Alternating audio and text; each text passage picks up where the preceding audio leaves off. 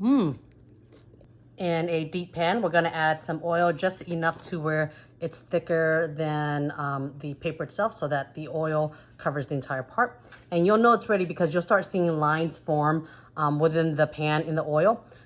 A test that you can try to see when the oil is ready is you can take a bamboo stick and then you put in the oil. It starts to bubble. It's ready. If you don't have a bamboo stick and you have a toothpick, you can try a toothpick. It's ready. Another test is if you have like sacrifice pieces, you can just take a few pieces of the paper and try it out. And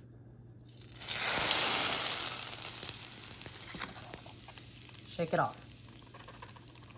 When I drop it in, the bowl curls up. So what I want to do is I want to try to like drain it that way, have it facing down that way so that the oil would drain out towards the bottom and that it's not sitting on the sheet. The rice paper has been cooling for less than a minute and it is airy and dry. Let's add our toppings. We're gonna start off with the most dry topping, and we're not gonna put a lot, we're just gonna put a little bit. And I love red cabbage, so I'm gonna put some red cabbage on there, carrots.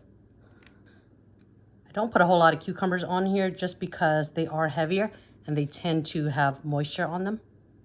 Let's add some avocado.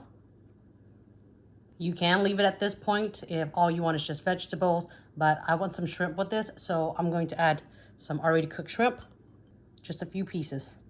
Less is more in this. We're gonna season this off with some spicy mayo. There's a link at the end of the video. Just drizzle it on there.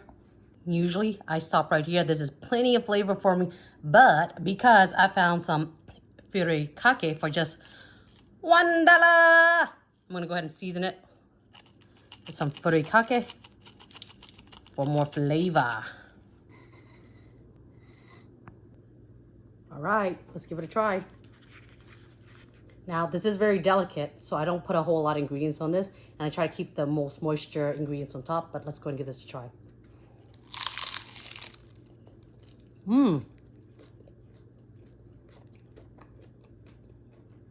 What this reminds me of is it's like a sushi bite, but instead of getting the chewiness from the rice, you know, the sushi rice, you get a very thin crispiness from the rice paper, and then you get another layer of crunch from the red cabbage, the cucumbers, a chewy sweetness from the shrimp, and then a creaminess from the avocado. It really balances it out. The flavor is like slightly sweet, a tiny bit salty, and a tiny bit tangy because the spicy mayo does have some vinegar in it, some rice vinegar, but it's quite delicious. And what I like about this is that it doesn't feel heavy. Even though this paper, it has been fried, it does not feel heavy. It feels very airy-like. Let's take another bite. Oh.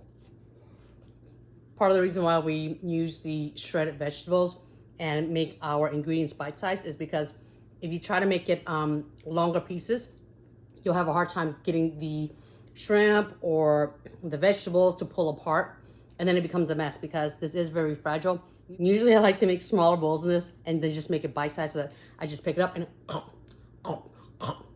easy, no mess. But you use what you got. I hope y'all give this a try, and I hope you enjoy this. This is great for a date night. This is great for a party or like any kind of special event because there's just so beautiful presentation. It's light, it's crispy, and you feel good eating it, right? Because there's so many like healthy ingredients in here. Well, let me know if y'all try this. Thanks again for watching. Bye, y'all.